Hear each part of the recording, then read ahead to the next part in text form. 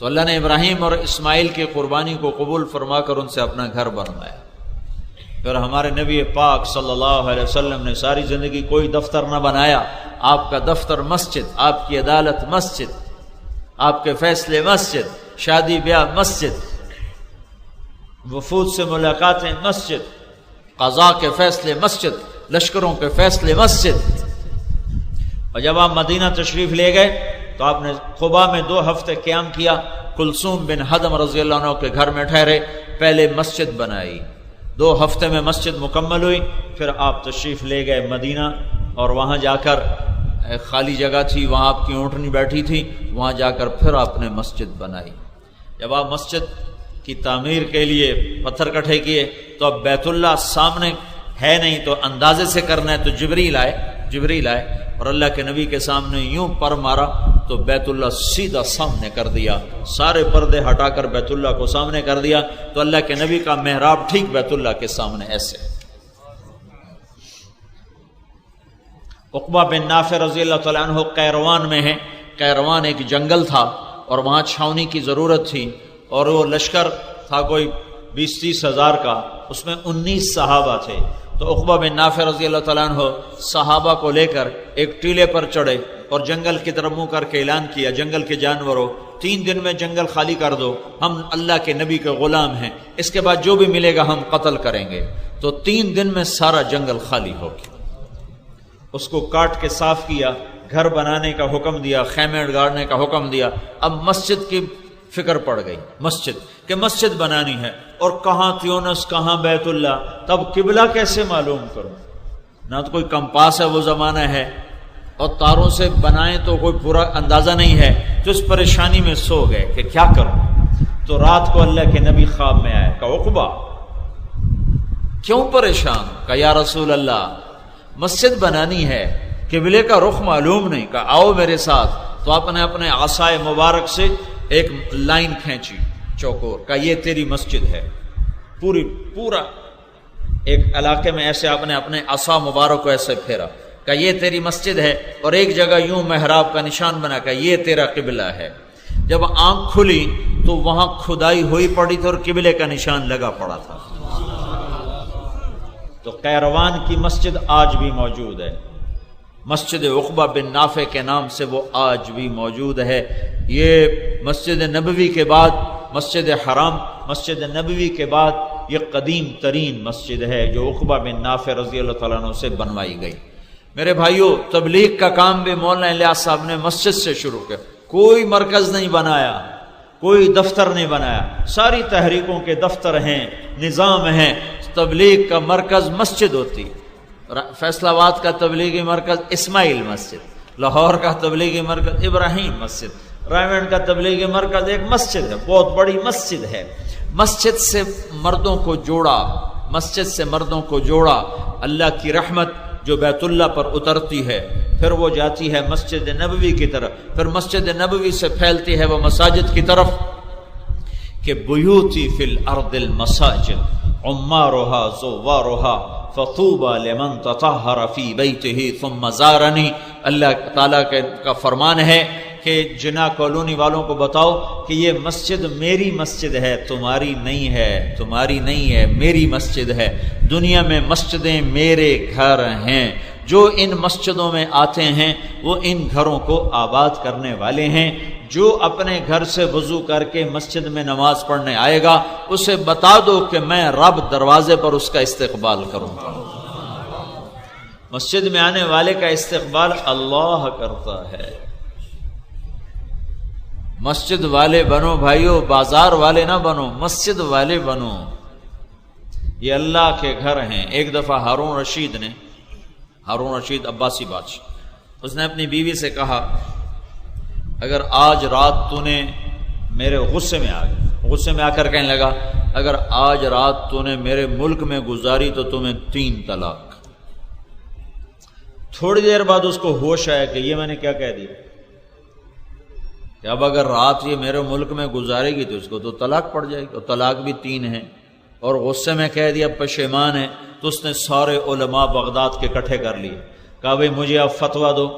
تو سب نے کہا رات آئے گی طلاق پڑ جائے گی۔ یا اپنے ملک سے باہر نکالو۔ ملک سے باہر نکالنے کے لیے تیز رفتار سواری گھوڑا ہے، اور ملک اس کا فیصل آباد تک پہنچا ہوا ہے، پنجاب اس کی حکومت میں تھا، تو اب کہاں سے ہوائی جہاز لاتا کہ اسے اڑا کے دلی پہنچا دیتا اور اسے واشنگٹن پہنچا دیتا، لندن پہنچا دیتا۔ اب سر پکڑ کے بیٹھا ہوا ہے کہ اب میں کیا کروں، میں طلاق سے کیسے بچوں؟ تو پھر وہ کہنے لگا امام ابو حنیفہ کا کوئی شاگرد ہے تو اس وقت امام ابو یوسف کی ایسی شہرت نہیں تھی، تو کہنے لگے ہاں جی ایک ہے یعقوب ابو یوسف، وہ ہے کہ اسے بلاؤ۔ تو امام ابو یوسف کو بلایا گیا۔ یہ بڑے غریب تھے، بہت غریب تھے، دھوبی کے بیٹے، علم کا شوق لگ گیا، تو یہ ان کی ماں بھیجتی جا بیٹا کام سیکھ کے آ، اور یہ جا کے امام ابو حنیفہ کی مجلس میں علم سیکھتے تھے۔ تو ایک دن وہ جو ماں تھی نا، وہ غصے میں آ کر امام صاحب کی مجلس میں آ گئی اور کہنے لگی تو مالدار آدمی ہے، تجھے تو کوئی فکر ہے نہیں۔ امام ابو حنیفہ بڑے مالدار تھے، صرف یہاں جو چادر رکھتے تھے 5000 درہم کی چادر ہوتی تھی جو کندھے پہ رکھتے تھے، جو آج کے 1.5-2 لاکھ سے برابر ہو جاتے۔ تو وہ کہنے لگے تو مالدار ہے، تینوں تو روٹی گھر بیٹھے لب جاندی، میرے پتر نو کیوں خراب کیتی جانا، کوئی نو کمائی والا بنن دے شدن کیوں یہ تو مگر پہ گئے ہیں۔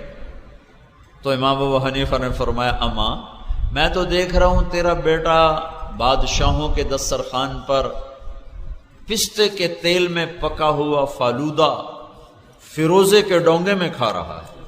فیروزہ قیمتی پتھر، فیروزے کا ڈونگا غریب بندے کتنے ویکنا، مالدار کوئی نہ میں دے، پھر پستے میں پکا ہوا فالودہ۔ تو وہ اماں کہنے لگی ہائے ہائے بڈھا ہو گیا نا، شدہ کملے آنیاں گلنا کرن لگ۔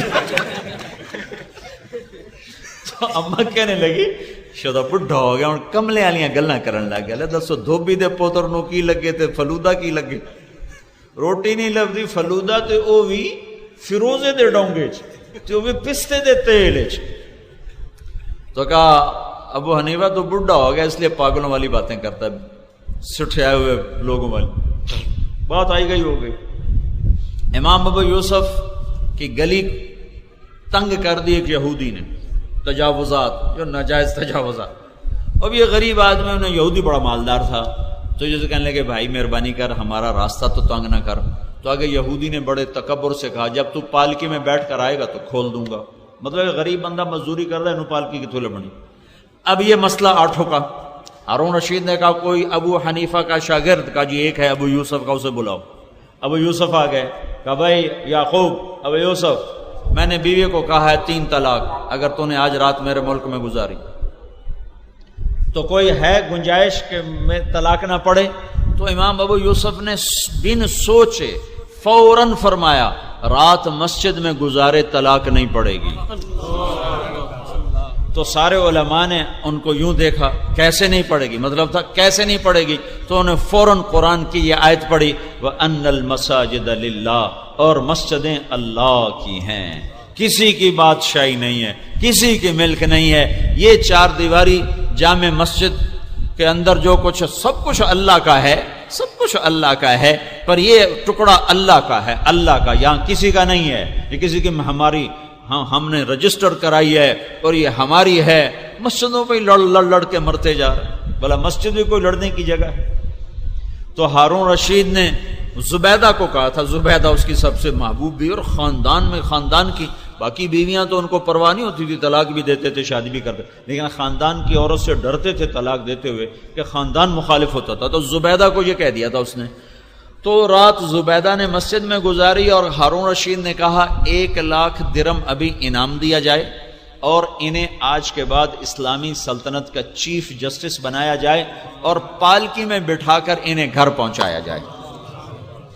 اب امام ابو یوسف جب پہنچے نا گلی کے نکڑ پر، کہنے کہ بھائی اتھے ہی پالکی رکھ دو، اتھے رکھ دو، اور یہودی نے سدو بھائی، یہودی آ گیا، اب ایک میں پالکی آ گیا، میں پالکی آ گیا ہوں میری گلی سیدھی کر دو۔ وہ بھی ڈر گیا، بھی تو چیف جسٹس بن گیا، اس نے فوراً گرا کر دیوار اپنی پیچھے کر لی۔ یہ قبضے گروپ شروع سے چلے آ رہے ہیں، کوئی آج کے نہیں ہیں، آج کل کچھ زیادہ ہیں کہ ان کو اللہ یاد نہیں، موت یاد نہیں۔ 1 گٹھ زمین، 1 گٹھ جو 1 فٹ سے بھی کم ہے، ایک بالشت زمین کسی کی دبا لی دکان میں، گھر میں، پلاٹ میں، تو قیامت کے دن 7 زمینوں کو توق بنا کر گلے میں ڈال دیا جائے گا۔ 7 زمینوں کا توق اٹھانے کے لیے پھر اتنی بڑی گردن بنائی جائے گی، اتنا بڑا جثہ بنایا جائے گا۔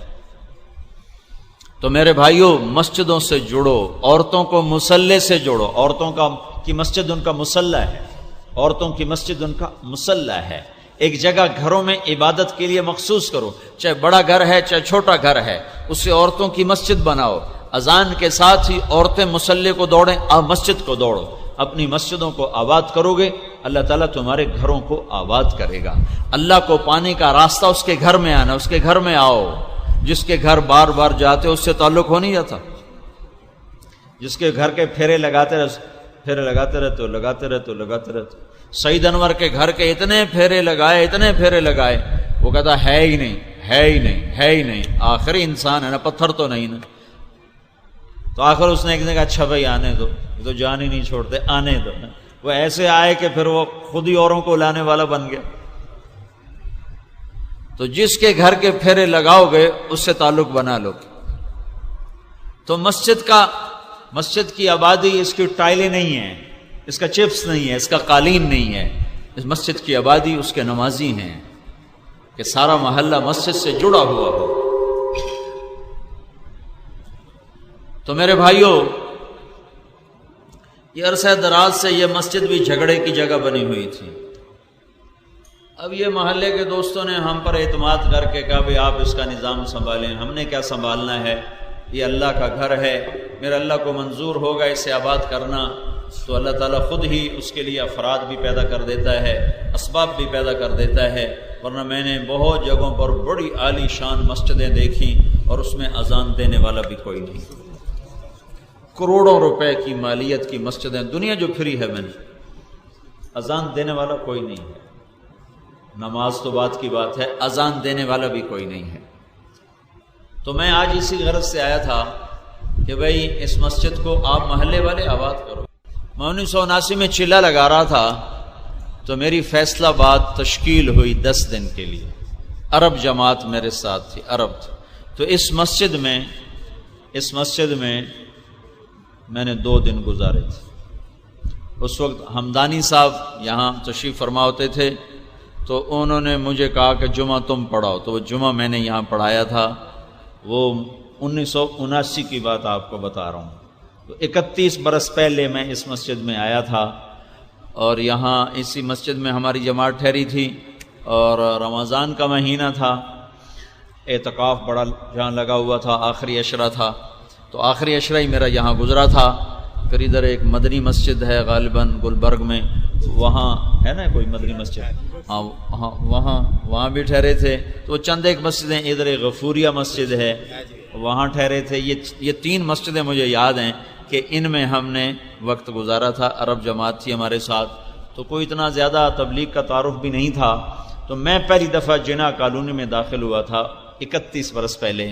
مجھے نہیں پتا تھا کہ کاتب تقدیر اس کا نظام میرے لیے لکھ چکا ہے۔ اللہ تعالیٰ اس کو آباد کرے۔ اس کی آبادی شخصیات سے نہیں ہے، آپ لوگوں سے، جو اس محلے کے لوگ ہو۔ اسے اللہ کا گھر کا تقدس دو۔ یہ لڑائی کی جگہ نہیں ہے، جھگڑے کی جگہ نہیں ہے، فساد کی جگہ نہیں ہے۔ اس کی عظمت اور تقدس۔ عمر رضی اللہ تعالیٰ عنہ مسجد میں تشریف فرما تھے، تو 2 آدمی آپس میں اونچی بول پڑے، تو آپ نے ان کی طرف نہ ایسے چھوٹا سا کنکر پھینکا، ایسے مسجد میں کنکر ہوتے تھے، تو ٹھک کی آواز آئی، تو انہوں نے یوں دیکھا، تو عمر رضی اللہ عنہ نے ان کو ادھر بلایا۔ آواز دیکھے نہیں، بولا اوے ادھر آؤ، یہ نہیں کہا، ٹھک کی آواز ہے کہ ادھر آؤ۔ وہ دونوں آ گئے۔ آپ نے فرمایا کہاں سے آئے ہو؟ کہا جی ہم طائف سے آئے ہیں۔ فرمایا اگر تم مدینے کے ہوتے تو میں مار مار کے تمہارے چہرے لال کر دیتا، لہو لہان کر دیتا۔ تم مسجد میں بیٹھ کے شور مچا رہے ہو، مسجد میں بیٹھ کے تم شور مچا رہے ہو، مسجد الرسول میں بیٹھ کے تم شور مچا رہے ہو۔ یہ مسجدیں ادب کی جگہ ہیں، اور یہ اللہ کو پانے کی جگہ ہیں۔ یہ وہ جگہ ہے جہاں تم آؤ گے تو اللہ تمہیں ملے گا۔ میرے نبی کا فرمان ہے، ان للمسجد اوتادا الملائکۃ جلساؤہم ان غابوا افتقدوہم ان مرضوا عادوہم ان کانوا فی حاجۃ اعانوہم مسجد کے آباد کرنے والوں کے لیے کتنی بڑی خوشخبری اللہ کا رسول فرما رہا ہے کہ میری امت میں کچھ لوگ ایسے ہوں گے جو میری مسجدوں کو آباد کریں گے۔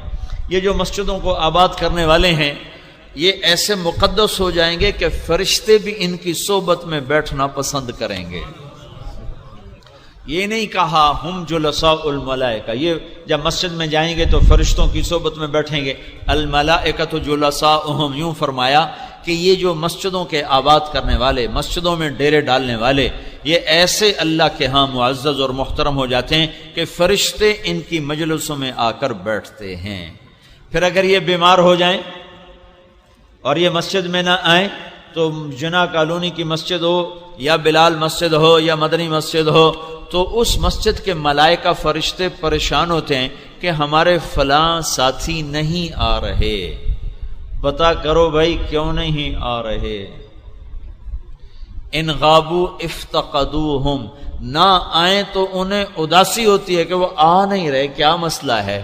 کہتے جاؤ بھائی پتہ کرو، تو ایک فرشتوں کی جماعت جاتی پتہ کرنے ان کے گھر، تو پتہ چلتا وہ تو بیمار پڑے ہیں، تو ان مرضوا عادوہم، اگر وہ بیمار پڑے ہوں تو یہ ملائکہ فرشتے جا کر ان کے گھر میں ان کی بیمار پرسی کرتے ہیں، جو ہم نہیں دیکھتے۔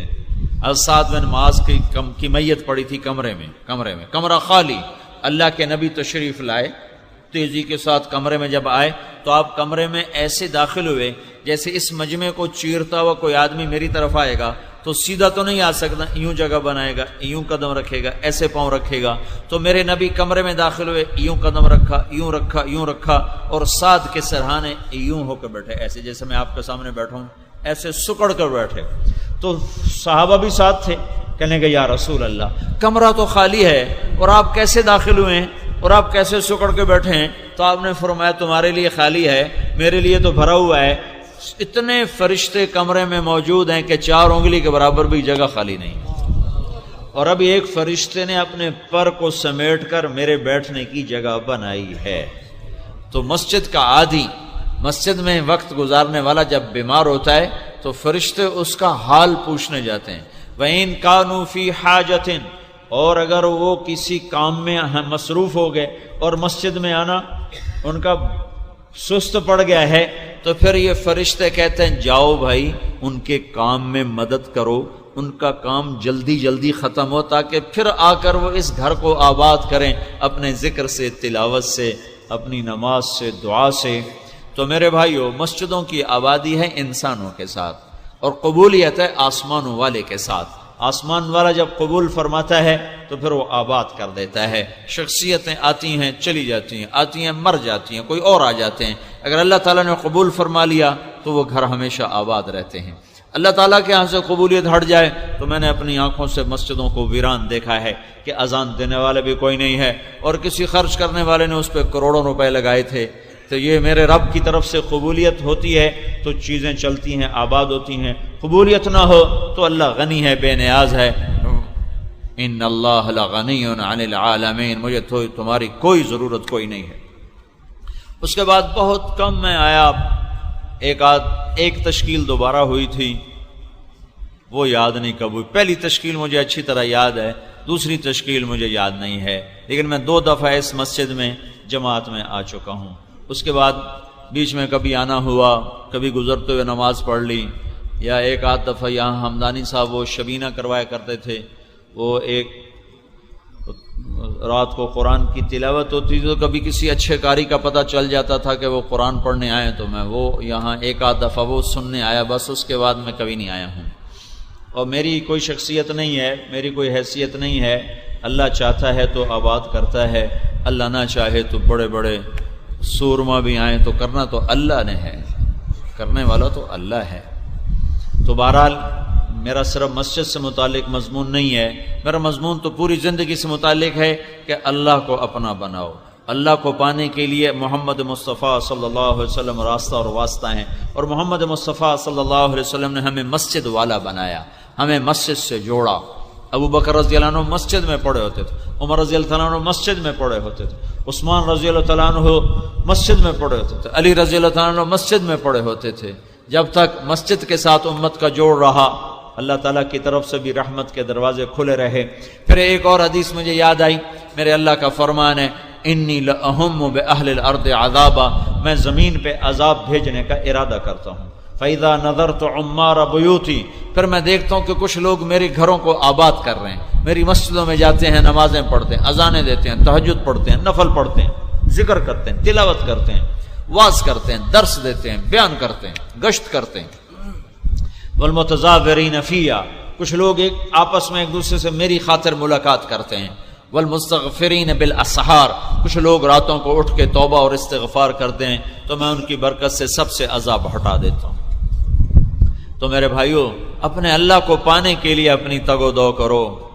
اللہ کی قسم، جب مجھے اٹیک ہوا نا دل کا دورہ، تو مجھے وہ لوگ بڑے نادان نظر آ رہے تھے جو اس مٹ جانے والے گھر کو سب کچھ دے کر زندگی گزار رہے ہیں، کہ مجھے یوں نظر آ رہا تھا کہ سب سے بڑا دیوانہ ہی وہ ہے جو دنیا کے لیے بھاگ رہا ہو، کہ دنیا کا آخر تو یہ ہے کہ ابھی میرا سانس اگر ٹوٹ گیا تو میں مٹی کا ڈھیر ہوں، میرے لیے باہر مجمع کٹھا ہے، میرے کس کام کا ہے، میرے لیے بڑے نعرے ہیں، میرے کس کام کے ہیں، میری زمین جائیداد ہے، میرے کس کام کی ہے، میں تو 4 ہاتھ زمین میں جا کے مٹی کی چادر اوڑھ کے پڑ جاؤں گا۔ پھر مجھے وہ لوگ بڑے سمجھدار نظر آئے، وہ مرد عورت جو 24 گھنٹے اللہ کو راضی کرنے کی فکر میں لگے رہتے ہیں۔ جس عورت جس مرد کے 24 گھنٹے کا یہ فکر بن جائے کہ یا اللہ تو کیسے راضی ہو، یا اللہ تو کیسے راضی ہو، وہ مجھے اس وقت بڑے عقل مند نظر آ رہے تھے کہ میں سوچ رہا تھا اب اگر میں مر جاؤں تو میرا سرمایہ نہ میری زمین ہے، نہ میری شہرت ہے، نہ میری جائیدادیں ہیں، نہ میرے نوکر ہیں، نہ میری واہ ہے، نہ میرے لیے یہ دنیا کا ساز و سامان ہے۔ میرا سرمایہ تو وہی ہے جو اب میرے ساتھ قبر میں جانے والا ہے۔ میں نے مر کے دیکھا ہے، مجھے دنیا بڑی پھیکی نظر آتی ہے، اب بہت بے کیف دنیا ہے۔ صحت مند سے نہ پوچھو، مرنے والے سے پوچھو دنیا کسے کہتے۔ یہ بہت بڑا دھوکہ ہے، بہت بڑا دھوکہ ہے۔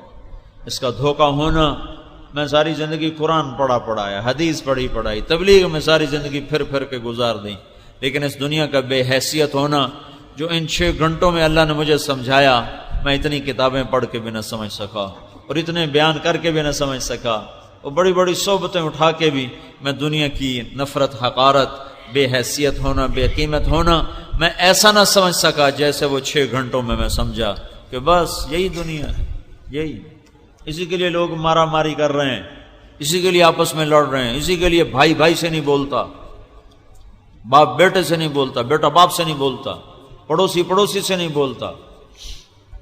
تو میرے بھائیوں، عقل مند وہ ہے جو اپنے اللہ کو راضی کرنے میں لگا رہے، بڑا نادان ہے جو اس مٹ جانے والے دھوکے کے گھر کے پیچھے دوڑتا رہے۔ تو آپ لوگ سب دعا کرو اللہ اس مسجد کو آباد کرے، مدرسہ بھی چلے، مسجد بھی چلے، کرنا تو میرے اللہ نے ہے، ہماری تگ و دو ہے، کوشش ہے، اللہ چاہے گا تو اسے آباد فرمائے گا۔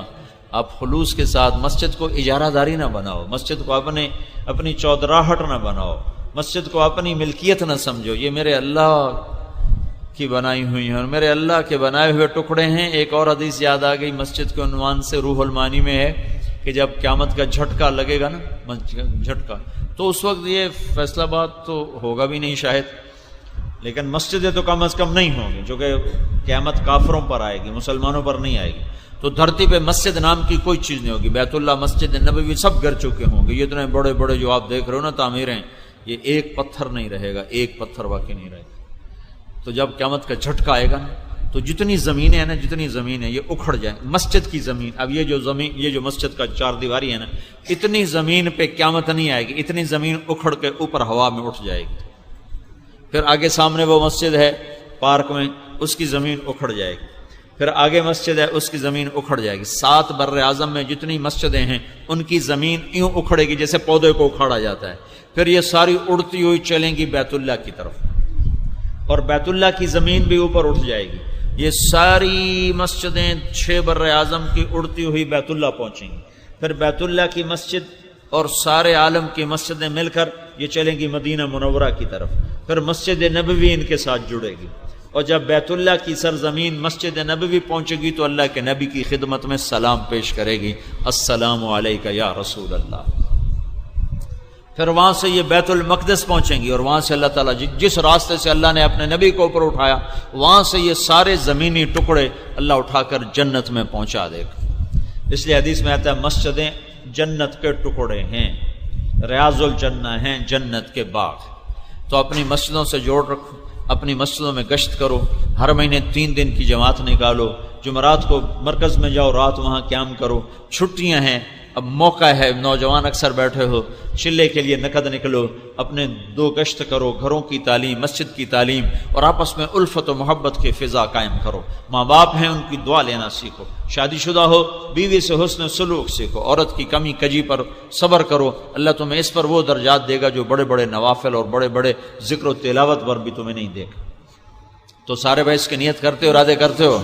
تو اب بولو بھائی کون تیار ہے نقد 4 مہینے کے لیے، 40 دن کے لیے؟ درود شریف پڑھ لو۔ اللہم لک الحمد کما انت اہلہ وصلی علی محمد کما انت اہلہ وافعل بنا ما انت اہلہ انک اہل التقوی و اہل المغفرہ ربنا آتنا فی الدنیا حسنہ وفی الآخرۃ حسنۃ وقنا عذاب النار۔ یا اللہ تو اپنے تمام گھروں کو آباد فرما، اس مسجد کو بھی آباد فرما، اور ہمارے لیے ذریعہ نجات بنا، اور دنیا اور آخرت کی ہر خیر ہمارے مقدر فرما، اور ہر شر سے ہماری حفاظت فرما، اور ہم سے راضی ہو جا، اور مسجدوں کے آباد کرنے والا ہمیں بنا دے، آپس میں الفت و محبت قائم فرما دے۔ وَنَسْأَلُكَ خَيْرَ الدُّنْيا وَالْآخِرَةِ یا رحمت۔ تیار کردہ علمی کیسٹ گھر، کیسٹ اور CD ملنے کا پتہ نوٹ فرما لیں۔ علمی کیسٹ گھر، دکان نمبر 5، نزد تبلیغی مرکز مدنی مسجد، Fatima plaza, block number 7، federal be area, Karachi. علمی کیسٹ گھر۔ Phone number 68222999، mobile 0333217949۔ علمی کیسٹ گھر پیش کرتا ہے۔ اب آپ کو کہیں دور جانے کی ضرورت نہیں، اب آپ اپنے موبائل میں اپنی پسندیدہ تلاوت، مکمل قرآن پاک، نعتیں، ہم اور نظمیں، اسلامی و قدرتی مناظر یہاں سے ڈاؤن لوڈ کروائیں۔